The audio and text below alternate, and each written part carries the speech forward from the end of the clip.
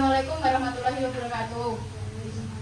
Kami dari kelompok 3 akan mempresentasikan hasil proposal penelitian yang berjudul pengaruh online customer review dan kualitas produk terhadap keputusan pembelian produk fashion di e-commerce Shopee.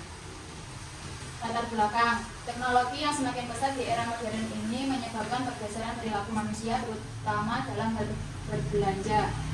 Semakin pesatnya teknologi masa kini membuat masyarakat semakin mudah mendapatkan sesuatu yang diinginkan, seperti contohnya e-commerce. Dikarenakan banyaknya barang yang ditawarkan menimbulkan kekhawatiran konsumen akan kualitas produk yang dijual. Oleh karena itu, dalam kegiatan berbelanja, konsumen perlu mencari informasi lebih mengenai produk yang akan dibelinya untuk meminimalisir dampak negatif yang didapat. Cara yang mudah untuk mendapatkan informasi tersebut adalah dengan melihat ulasan atau review pada suatu toko agar kita dapat mendapatkan gambaran dari barang yang dijual, terutama kepada produk fashion karena rentan terjadi ketidakcocokan. Rumusan masalah. Dalam penelitian ini, penulis tidak dapat menyelidiki permasalahan yang luas dan kompleks secara keseluruhan. Maka, dalam hal ini, penulis membatasi permasalahan yang akan diteliti yang berfokusnya pada online customer dan kualitas produk yang terdapat di e-commerce Shopee. Batasan masalah. Berdasarkan latar belakang masalah yang telah diuraikan, pokok masalah yang dirumuskan dalam penelitian ini adalah: pertama, bagaimana pengaruh online customer review terhadap keputusan pembelian produk fashion di e-commerce Shopee. Kedua, bagaimana pengaruh kualitas produk terhadap keputusan pembelian produk fashion di Shopee. Tujuan penelitian. Adapun tujuan yang ingin dicapai penulis dari penelitian ini adalah sebagai berikut. Pertama, untuk mengetahui pengaruh online customer review terhadap keputusan pembelian produk fashion di e-commerce Shopee. Kedua, untuk mengetahui pengaruh kualitas produk terhadap keputusan pembelian produk fashion di e-commerce Shopee. Manfaat penelitian. Manfaat praktis bagi konsumen. Yang pertama, bagi konsumen.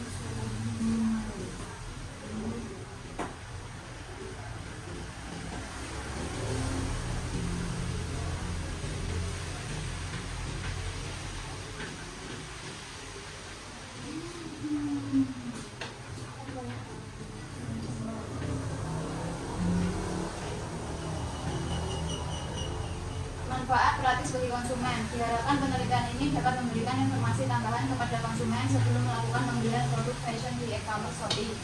Yang kedua, bagi penjual di Shopee, diharapkan menjual produk dengan kualitas terbaik tanpa adanya hal yang ditutupi akan mendapatkan awalan review customer yang baik agar calon pembeli tidak ragu untuk membeli barang yang ditawarkan.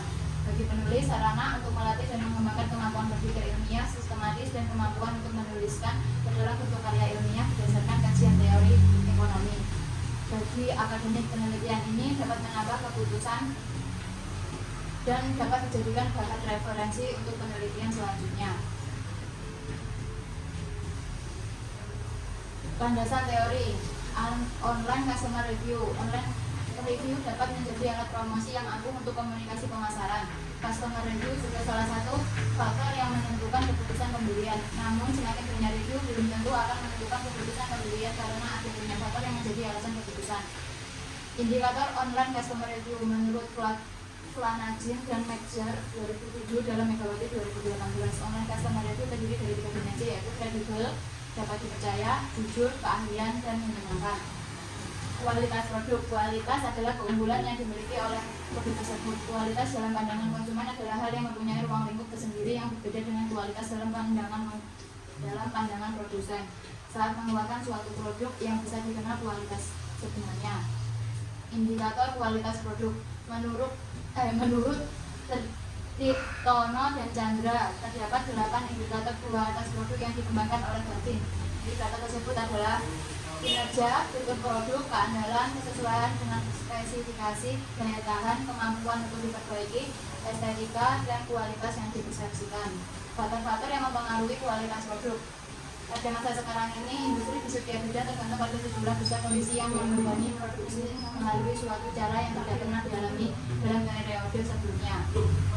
Menurut Asauri mengatakan bahwa pasar uang, manajemen manusia, motivasi, bahan, mesin dan mekanisme, metode informasi modern, dan persyaratan produksi. Landasan teori e-commerce. Pengertian e-commerce menurut Edwin et al. E-commerce atau elektronik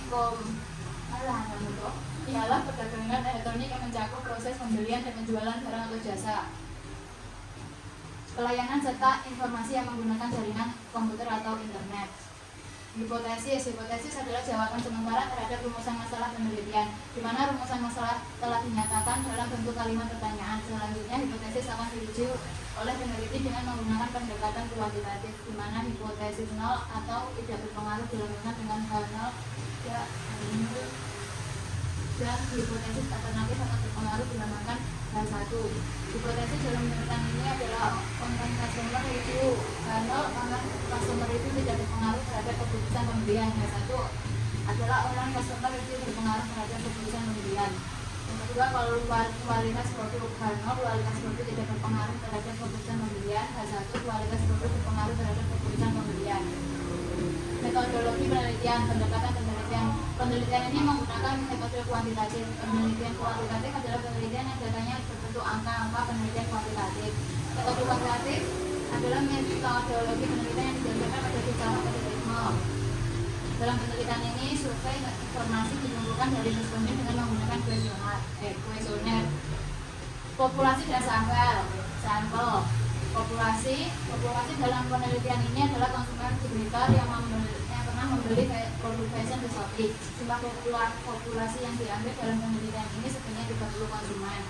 Yang kedua, sampel. Teknik pengambilan sampel dalam penelitian ini adalah teknik non-probability sampling, yaitu teknik pengambilan sampel yang tidak memberi peluang atau kesempatan yang sama bagi setiap unsur. Metode pengumpulan data atau mengumpulkan data dari informasi yang diperoleh dalam penelitian ini adalah menggunakan metode angket dan wawancara. Sumber data variabel penelitian adalah suatu atribut atau sifat atau nilai dari orang yang mempunyai variasi antara satu dengan yang lainnya dalam kelompok itu. Variabel X1 online customer review, variabel X2 kualitas produk, variabel Y e-commerce.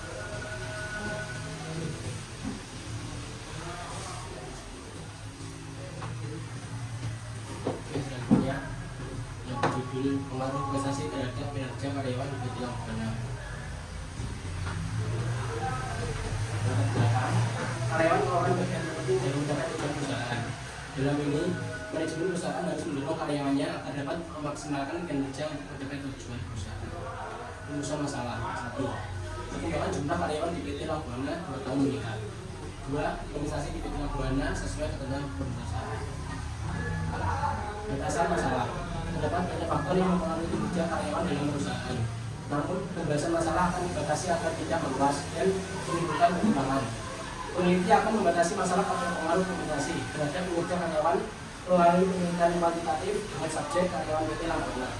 Kompensasi yang dimaksud dalam penelitian ini adalah mengenai persepsi kompensasi yang mempengaruhi kinerja karyawan. Tujuan penelitian: 1. Mengetahui gambaran kompensasi pada karyawan PT Lampana. 2. Mengetahui pengaruh kompensasi terhadap kinerja karyawan pada karyawan PT Lampana. Manfaat penelitian: dengan adanya penelitian ini dapat menambah wawasan mahasiswa serta menjadi referensi bahan penelitian selanjutnya, serta dapat memberikan pengetahuan serta wawasan baru untuk mampu menerapkan teori yang didapat kebetulan dengan tindakan yang sebenarnya. Landasan teori: 1. Kinerja karyawan. Definisi kinerja karyawan FND 2002 berpendapat bahwa kinerja merupakan hasil kerja yang dihasilkan oleh pegawai atau perilaku nyata yang ditampilkan sesuai peranannya dalam organisasi. Dalam hal ini, kinerja merupakan hasil yang dicapai seseorang baik kualitas maupun kuantitas sesuai dengan tanggung jawab yang diberikan kepadanya.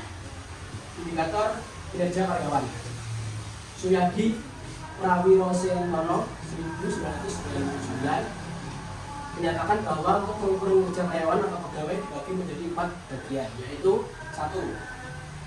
Efektivitas dan efisiensi, 2.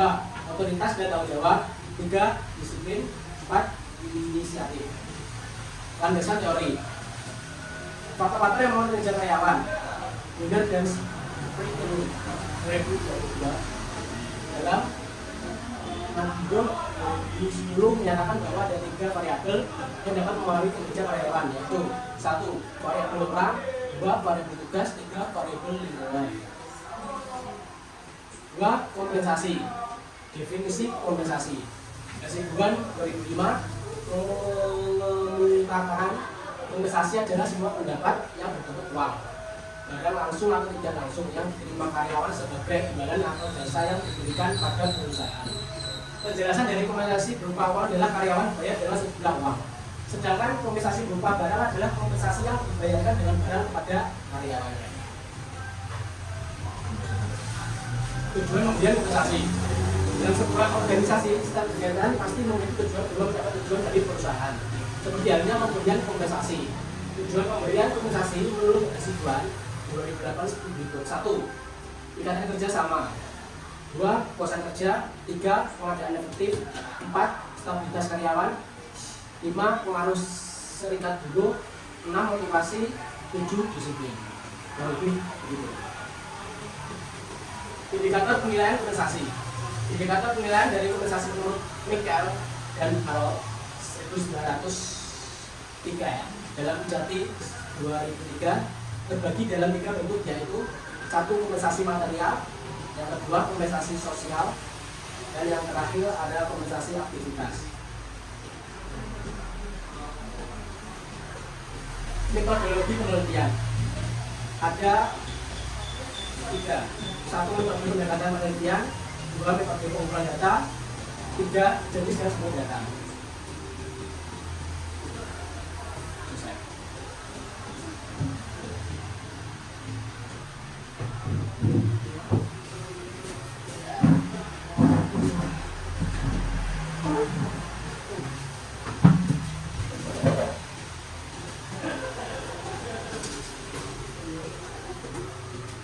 Selanjutnya adalah pengaruh gaji dan motivasi kerja terhadap kinerja karyawan pada perusahaan Jamur Tiram Telaga.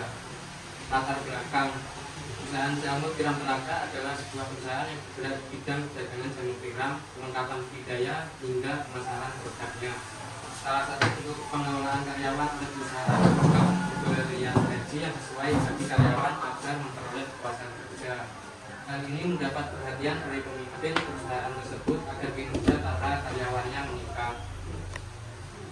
Rumusan masalah pertama yaitu pengaruh gaji dan motivasi terhadap kinerja karyawan di perusahaan Jamur Tiram Telaga, dan yang kedua kenaikan gaji pada perusahaan.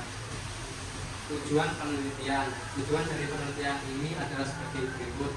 Pertama, mengetahui gambaran perusahaan Jamur Tiram Telaga dan untuk mengetahui pengaruh gaji dan motivasi secara simultan terhadap kinerja karyawan di perusahaan Jamur Tiram Telaga. Manfaat penelitian. Pertama, penelitian ini diharapkan dapat memberi manfaat bagi pengembangan perusahaan tersebut. Yang kedua, menambah pengalaman mahasiswa dalam melakukan penelitian. Landasan teori. Pertama, gaji karyawan. Menurut Mulyadi, gaji pada umumnya diberikan kepada karyawan tetap atau yang mempunyai jenjang jabatan tertentu setiap bulan. Faktor-faktor yang menentukan gaji: pertama, faktor pemerintah; kedua, penawaran perusahaan; ketiga, standar biaya hidup karyawan; keempat, kemampuan membayar dan semangat kerja. Yang kedua, motivasi kerja. Menurut Mujiati dan motivasi adalah kekuatan yang mendorong seseorang untuk melakukan suatu tindakan atau tidak pada hakikatnya, ada secara internal dan eksternal. Untuk mengarahkannya sangat bergantung kepada ketangguhan sang manajer. Tujuan dan manfaat motivasi. Menurut Sowanto, tujuan motivasi diantaranya adalah: pertama, mendorong gairah dan semangat kerja; kedua, meningkatkan produktivitas kerja pegawai dan meningkatkan kedisiplinan dan menurunkan tingkat absensi pegawai.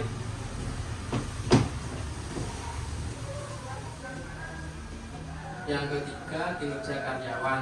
Menurut Minert dan Sutrisno, kinerja adalah bagaimana seseorang diharapkan dapat berfungsi dan berperilaku sesuai dengan tugas yang telah dibebankan kepadanya. Faktor-faktor yang mempengaruhi kinerja: pertama, pengetahuan atau keterampilan; kedua, lingkungan; ketiga, sumber daya dan teknologi; keempat, motivasi; dan yang kelima adalah kompensasi. Metode penelitian. Penelitian ini dilaksanakan di perusahaan Jamur Tiram Telaga. dengan populasi seluruh karyawan tetap di perusahaan Timur Tiram Telaga. Data penelitian yang diambil adalah wawancara dan dokumentasi. Sekian, terima kasih.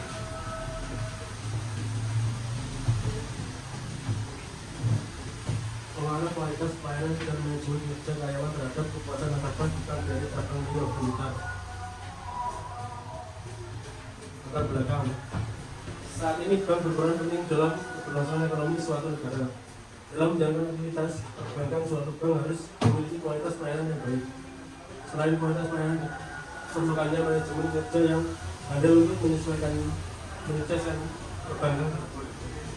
Jika bank mampu memberikan kualitas pelayanan dan manajemen kerja yang baik, maka kuasa nasabah akan didapatkan dan akan memberikan nilai positif pada suatu bank. Maka dari itu yang diangkat dari laporan BKN ini adalah bagaimana kualitas pelayanan dan manajemen kerja terhadap kekuasaan nasabah. Rumusan masalah: 1. Bagaimana kualitas pelayanan pada bank BRI cabang ini. 2. Bagaimana manajemen kerja karyawan bank BRI cabang ini. 3. Bagaimana kekuasaan nasabah terhadap kualitas pelayanan bank BRI cabang ini. Tujuan penelitian: kualitas pelayanan, mengetahui bagaimana kualitas pelayanan pada bank BRI cabang ini. Manajemen kerja, mengetahui bagaimana manajemen kerja pada bank BRI cabang ini. Kekuasaan nasabah, mengetahui bagaimana kekuasaan nasabah pada bank BRI cabang ini. Manfaat penelitian: manfaat teoritis. Setelah dibuatnya penelitian ini diharapkan membaca dapat mengetahui bagaimana pengaruh kualitas pelayanan dan manajemen kerja pada bank BRI cabang ini. Manfaat praktis: yang 1 sebagai rujukan untuk peneliti lain. 2. Menambah pengetahuan dan wawasan mahasiswa yang membaca. 3. Menjadi acuan dalam penelitian serupa. Hipotesis terhadap pengaruh kualitas pelayanan terhadap kepuasan nasabah bank BRI cabang ini. Terdapat pengaruh manajemen kerja terhadap kepuasan nasabah bank BRI cabang ini. Terdapat pengaruh kualitas pelayanan dan manajemen kerja terhadap kepuasan nasabah di bank BRI cabang ini. Metode penelitian: penelitian ini menggunakan metode penelitian kualitatif dengan menggunakan uji hipotesis. Populasi dan sampel. Populasi dalam metode penelitian ini yang digunakan sebagai populasi adalah nasabah bank BRI cabang ini. Peneliti mengambil waktu 1 bulan. Dalam mencari nasabah yang akan dijadikan target penelitian, maka belum bisa dipastikan berapa jumlah populasi dalam penelitian ini. Teknik pengumpulan data: 1. Observasi. Kegiatan observasi ini diambil oleh mahasiswa melalui kegiatan wawancara yang dilakukan kepada karyawan bank BRI cabang ini. 2. Kuesioner. Kuesioner didapat oleh mahasiswa melalui kegiatan pembagian kuesioner kepada para nasabah yang nantinya akan diisi oleh nasabah sesuai dengan kebutuhan penelitian. 3. Studi pustaka. Studi pustaka ini diambil mahasiswa dari literatur yang dapat mendukung penelitian, misalnya buku, jurnal, dan artikel. Metode analisis data.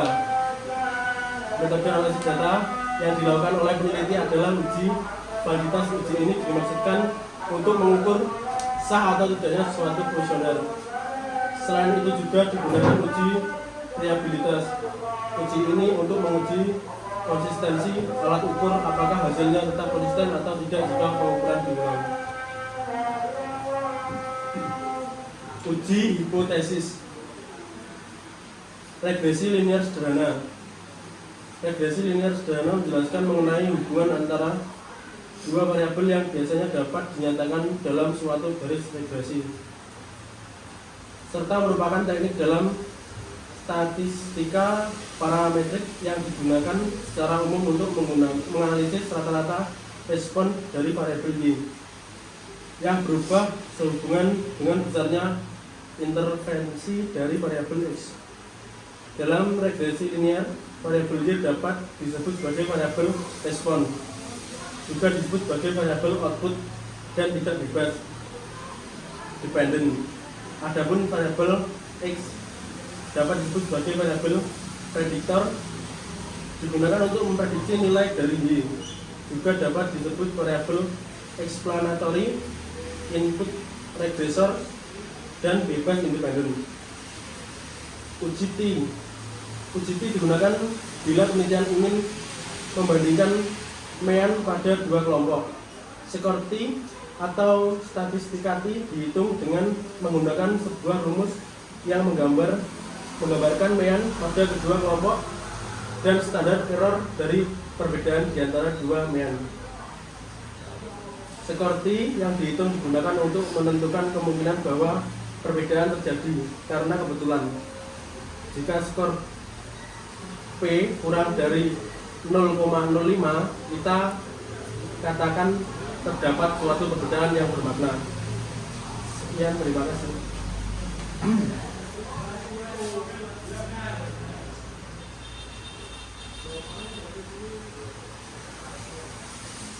Selanjutnya, analisis strategi persaingan dalam upaya peningkatan omset industri mainan guna Kabupaten Blitar. Latar belakang perekonomian seakan menjadi nyawa bagi setiap manusia, masyarakat, bangsa, dan negara.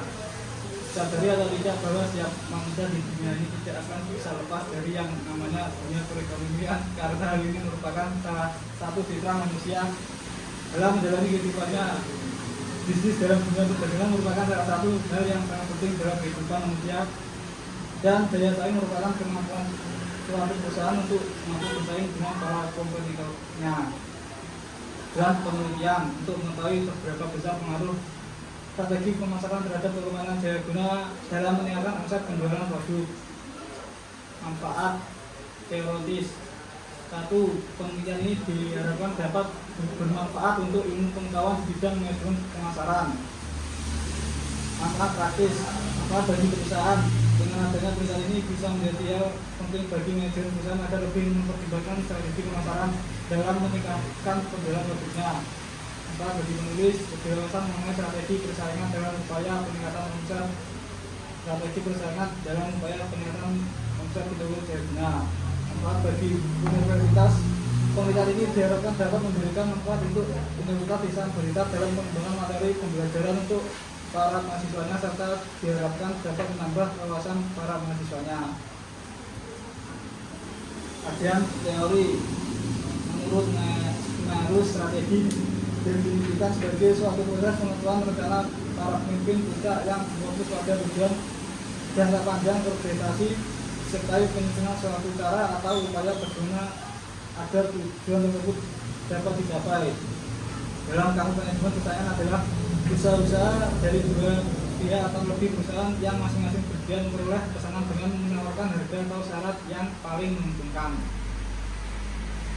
Menurut swasta ada beberapa faktor yang mempengaruhi data penjualan. 1. Kondisi dan kemampuan penjual. 2. Kondisi pasar. 3. Modal. 4. Kondisi perusahaan. Menurut faktor, perolehan peningkatan omset yang tinggi akan terpenuhi apabila 1. Kekuatan dari luar perusahaan dapat memberikan keuntungan. 2. Kinerja perusahaan secara rata-rata mengalami peningkatan setiap periode waktu. 3. Setiap omset penjualan tidak mengalami penurunan. 4. Setiap omset perusahaan meningkatkan sesuai dengan besarnya jumlah pelanggan. 5. Tidak terpengaruh oleh faktor-faktor yang kurang komparatif. Rumusan hipotesis diduga dapat menganalisa antara strategi pemasaran dalam upaya peningkatan omset di toko daya guna. Diduga dapat menganalisa antara konsep penjualan dalam upaya peningkatan omset di toko daya guna. Diduga dapat menganalisa antara strategi pemasaran dan konsep penjualan dalam upaya peningkatan omset di toko daya guna. Metode penelitian. Menurut Andra Tensiana, penelitian kuantitatif merupakan penelitian yang menghasilkan penemuan yang dilakukan menggunakan prosedur statistik atau cara lain secara kuantitatif. Populasi dan sampel. Populasi dalam penelitian ini adalah seluruh konsumen di toko daya guna. Sampel yang digunakan adalah seluruh konsumen di toko daya guna. Sumber data primer adalah jenis sumber data penelitian yang diperoleh secara langsung dari sumber pertama, baik individu maupun kelompok. Data sekunder merupakan sumber informasi dalam penelitian yang peneliti peroleh secara tidak langsung melalui media. Data sekunder dapat berupa bukti, catatan daerah atau laporan yang dinyusun dalam arsip atau dokumen. Teknik pengumpulan data. 1. Observasi. Dengan menggunakan Metode relasi penulis melakukan pengawalan secara langsung mengenai kegiatan dan kondisi tempat penulis melakukan penelitian dan mencatat semua informasi yang ada yang mendukung penelitian laporan penelitian ini. 2. Kuesioner. Penelitian ini dilakukan dengan cara mengumpulkan data dengan memberikan kuesioner atau observasi langsung ke tempat penelitian. Metode analisis data. 1. Uji validitas. Uji validitas digunakan untuk mengukur sah atau valid tidaknya suatu kuesioner. 2. Uji reliabilitas. Uji reliabilitas dapat dilakukan secara bersama-sama terhadap seluruh butir atau item pertanyaan dalam angkat penelitian. 3. Uji asumsi klasik. 1. Uji normalitas. Uji ini berusaha untuk menguji apakah dalam model regresi variabel pengganggu atau residual memiliki distribusi normal. 2. Uji multikolinialitas dilakukan untuk menguji apakah dalam model regresi ditemukan adanya korelasi antara variabel bebas. Untuk mendeteksi ada atau tidaknya multikolinialitas dalam model regresi dapat dilihat dari nilai tolerance dan variance inflation factor. Uji heteroskedastisitas. Asumsi heteroskedastisitas merupakan asumsi dalam regresi di mana varian dari residual tidak sama untuk satu pengamatan. Sekian, terima kasih.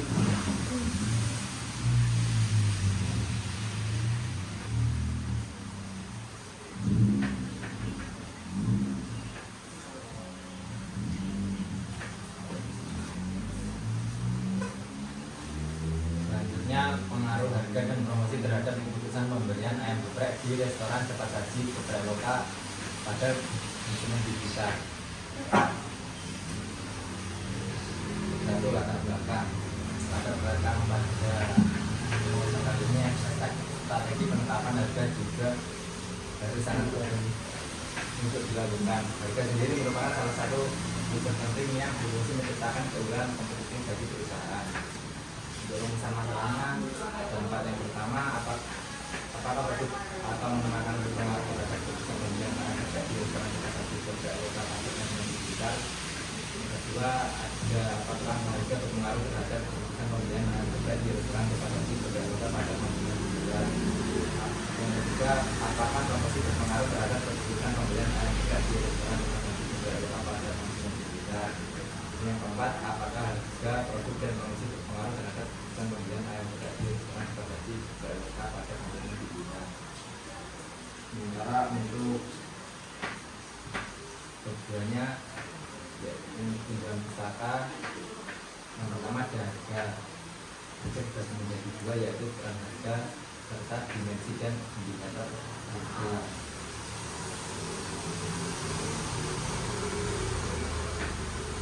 Kemudian ada promosi. Promosi dibagi menjadi tiga, yaitu tujuan promosi, macam-macam promosi, dan indikator promosi. Kemudian ada keputusan pembeli, yaitu dimensi dan indikator keputusan pembelian. Selanjutnya ada penelitian terdahulu, dan yang terakhir kerangka konseptual. Bab 3, metode penelitian.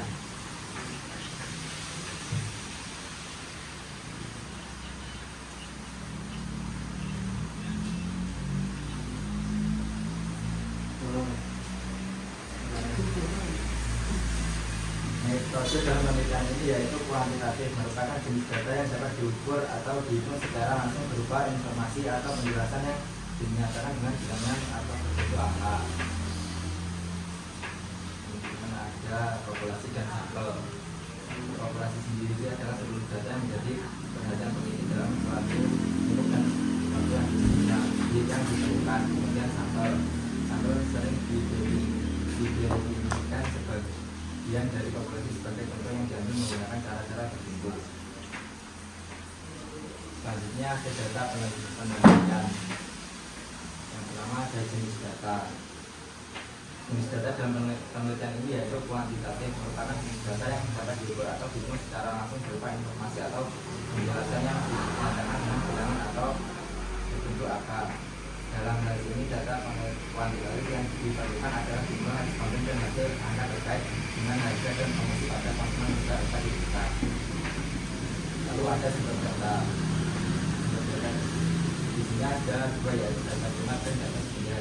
Untuk data primer ya itu merupakan sumber data yang langsung memberikan data kepada pengumpul data.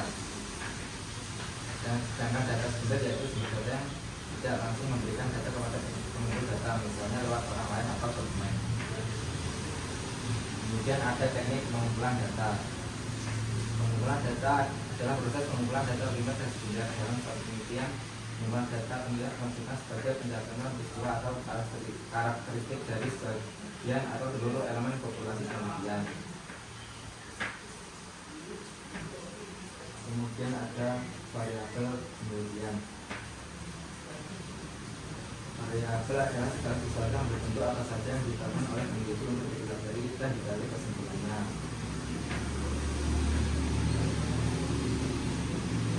Yang terakhir ada metode analisis data.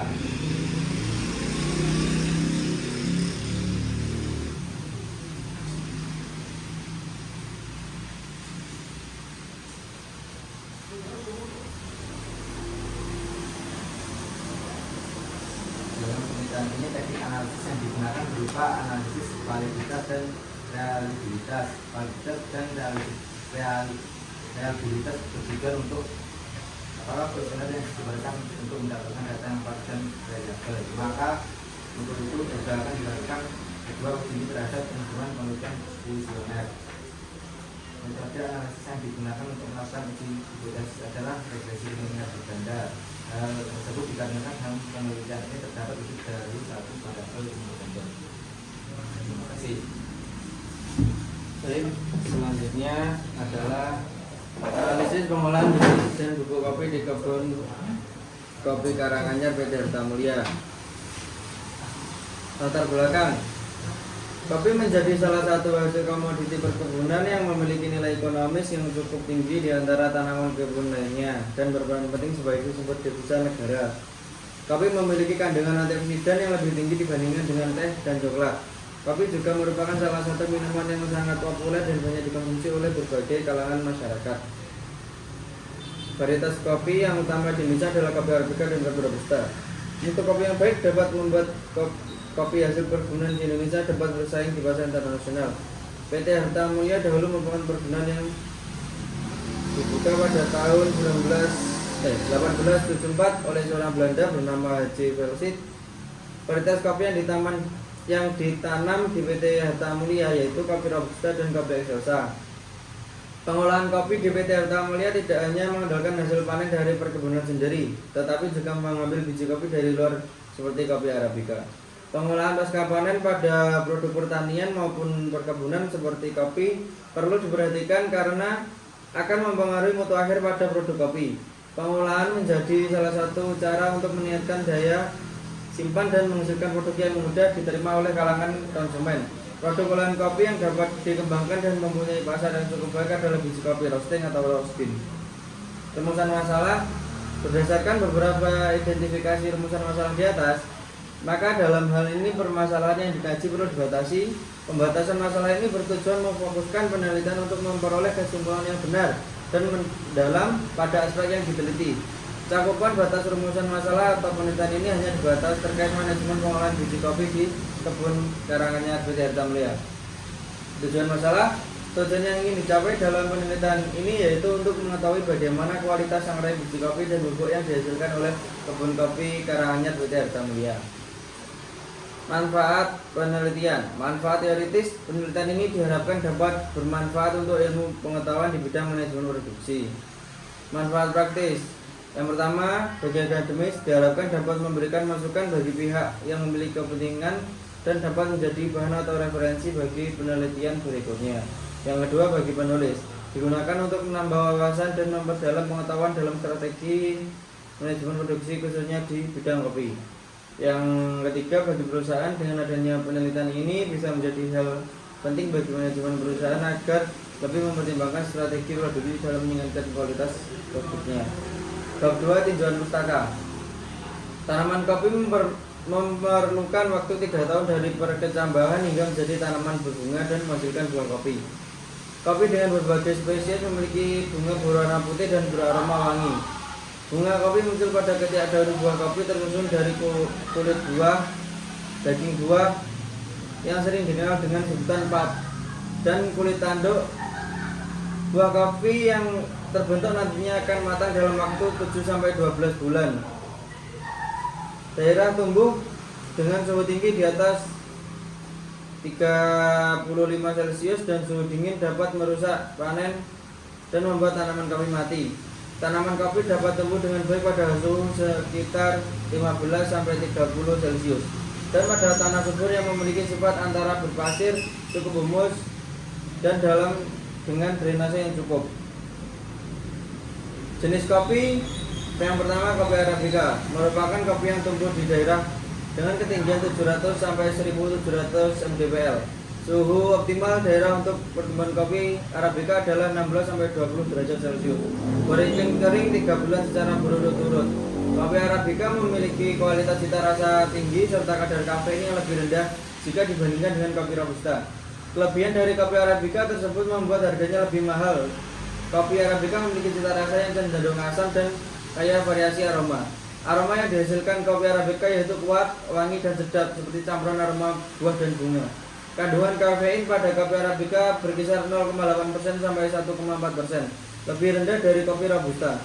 Tanaman kopi Arabica bisa tumbuh hingga mencapai 3 meter. Jika di kondisi lingkungan yang baik dapat tumbuh hingga 7-12 meter. Yang kedua, kopi Robusta. Tanaman kopi Robusta merupakan tanaman kopi yang memiliki kemampuan adaptasi lebih baik jika dibandingkan dengan jenis kopi Arabica. Tanaman kopi Robusta dapat tumbuh di ketinggian yang lebih rendah, yaitu dapat tumbuh di bawah 1000 meter di atas permukaan laut, dapat tumbuh dengan baik pada ketinggian di atas 60-70 mdpl. Tanaman kopi Robusta dapat memiliki tinggi mencapai 10-12 meter. Kopi Robusta memiliki cita rasa yang cenderung pahit, mempunyai sedikit karakter rasa seperti kacang-kacangan, karamel, dan coklat. Kopi Robusta cocok digunakan untuk bahan baku dalam pembuatan espresso atau kopi blend. Metode yang digunakan dalam penelitian ini adalah metode deskriptif dengan menggunakan pendekatan kualitatif. Metode deskriptif kualitatif adalah metode digunakan untuk menggambarkan atau menganalisis suatu hasil penelitian, tetapi tidak digunakan untuk membuat kesimpulan yang lebih luas. Penggunaan metode deskriptif pada prinsipnya bertujuan untuk memisahkan dan menganalisis masalah-masalah atau fenomena yang ada pada saat itu. Penelitian kuantitatif merupakan suatu pendekatan dalam melakukan penelitian yang berorientasi pada fenomena atau gejala yang bisa alami. Lokasi dan waktu penelitian. Penelitian ini mengambil lokasi pada kebun kopi Karanganyar, PT Harta Mulia, Desa Modangan, Kecamatan Legok, Kabupaten Blitar, Jawa Timur. Penelitian ini dilaksanakan selama 1 bulan. Sumber data dan teknik pengumpulan data. Sumber data yang dimaksud dalam penelitian ini adalah subjek dari mana data tersebut diperoleh dan memiliki informasi kejelasan bagaimana data tersebut diambil dan bagaimana data tersebut diolah. Maka dapat disimpulkan bahwa sumber data adalah faktor penting dalam penentuan metode pengumpulan data untuk mengetahui dari mana subjek data tersebut diperoleh. Sumber data tersebut terdiri dari data primer yaitu data yang diperoleh secara langsung dengan maksud khusus untuk menyelesaikan permasalahan yang sedang ditangani. Data primer merupakan data yang diperoleh langsung. Data primer yang digunakan pada saat analisis di kebun kopi Karanganyar adalah sebagai berikut. Pertama, praktek. Keikutsertaan secara aktif melakukan pengamatan langsung di lapangan, terutama berkaitan dengan kegiatan proses pasca panen, pengolahan, pengendalian mutu, dan sanitasi yang ada di PT Harta Mulia selama 1 bulan kerja.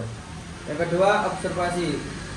Melakukan observasi untuk pengambilan data mengenai kondisi, tata letak, dan fasilitas yang ada di PT Harta Mulia. Selanjutnya dilakukan pengolahan gambar dokumentasi proses pengolahan kopi di PT Harta Mulia. Yang ketiga, wawancara. Melakukan pengambilan data dengan metode wawancara terkait cara pasca panen, pengolahan produk, pengendalian mutu, mesin dan peralatan yang digunakan hingga SOP yang diterapkan di PT Harta Mulia pada karyawan maupun pihak yang berwenang.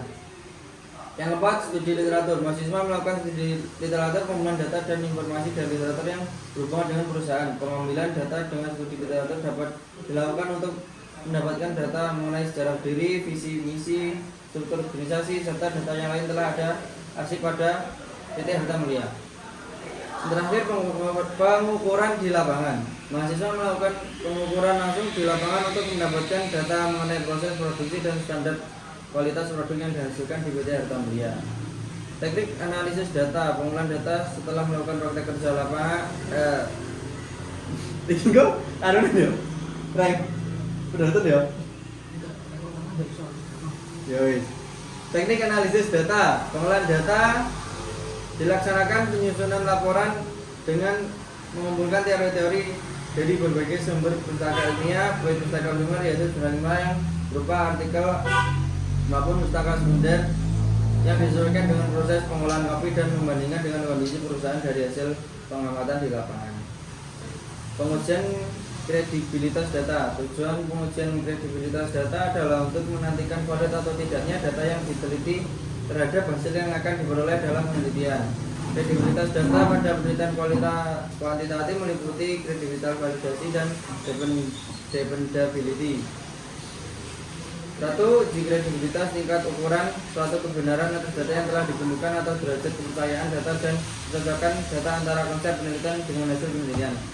2. Pengujian dependability. Pengujian dependability atau reliabilitas adalah apabila penelitian dilakukan oleh orang lain dengan proses yang sama akan memperoleh hasil yang sama pula. Sekian dan terima kasih.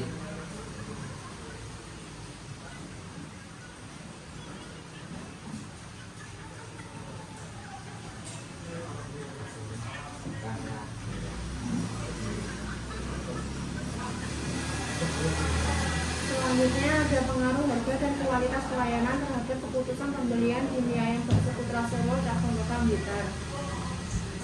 Latar belakang. Dalam era perkembangan dunia bisnis saat ini sangat maju pesat, berbagai bentuk bisnis dapat dijumpai dalam kehidupan sehari-hari. Bisnis merupakan suatu kegiatan usaha individu yang terorganisasi untuk menghasilkan dan menjual barang ataupun jasa untuk mendapatkan keuntungan dalam memenuhi kebutuhan masyarakat. Pada dunia usaha akan selalu ada persaingan, peluang, tantangan yang dapat menyebabkan naik turunnya suatu usaha. Zaman modern saat ini terlihat dari semua sektor memiliki peluang bisnisnya sendiri, mulai dari sektor makanan, minuman, oleh-oleh, pakaian, mainan, hingga sampai teknologi. Salah satu bisnis yang terus meningkat sampai saat ini yaitu bisnis di bidang makanan. Contohnya, Mie Ayam Bakso Putra Solo ini yang dikenal dengan pelayanan yang baik, sehingga citra dalam perusahaan di mata pelanggannya terus meningkat dan pada akhirnya mampu meningkatkan suatu omset penjualannya. Usaha makanan ini banyak peminat dan juga disukai oleh beberapa konsumen, khususnya pencinta mie ayam dan bakso. Maka tidak heran jika banyak warung makan, tepatnya yang strategis di pinggir jalan, yang memanfaatkan untuk dijadikan sebagai peluang bisnis. Mie ayam dan bakso merupakan makanan Indonesia yang memiliki cita rasa yang khas dan harganya yang murah. Oleh sebab itu, mie ayam dan bakso menjadi salah satu kuliner makanan yang banyak digemari semua kalangan masyarakat. Rumusan masalah. Berdasarkan latar belakang yang telah penulis paparkan sebelumnya, maka penulis hendak merumuskan beberapa permasalahan sebagai acuan dalam penulisan laporan ini. Adapun rumusan masalah dalam pembahasan ini yaitu yang pertama, bagaimana pengaruh harga dan kualitas pelayanan dalam pengambilan keputusan pembelian. Kedua, bagaimana kualitas pelayanan di dalam rumah makan mie ayam Bakso Putra Solo. Yang ketiga, bagaimana harga di dalam rumah makan mie ayam Bakso Putra Solo. Tujuan masalah. Berdasarkan pada rumusan masalah di atas, tujuan yang ingin dicapai dalam penelitian ini adalah 1. Untuk mengetahui pengaruh harga dan kualitas pelayanan dalam pengambilan keputusan pembelian. 2. Untuk mengetahui kualitas pelayanan di rumah makan mie ayam Bakso Putra Solo. 3. Untuk mengetahui harga di dalam rumah makan mie ayam Bakso Putra Solo. Manfaat. 1. Manfaat teoritis. Hasil dari penelitian ini diharapkan dapat memberikan manfaat bagi pengembangan ilmu pengetahuan khususnya di bidang manajemen pemasaran dan bisnis terkait dengan harga dan kualitas pelayanan terhadap keputusan pembelian mie ayam Bakso Putra Solo Cabang Blitar. 2. Manfaat praktis.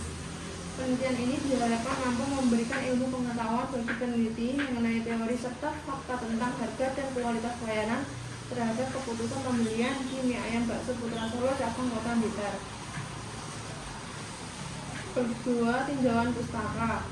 Harga yaitu nilai uang yang harus dibayarkan oleh konsumen kepada penjual atau barang atau jasa yang dibelinya. Dan dengan kata lain, harga adalah nilai suatu barang yang ditentukan oleh penjual.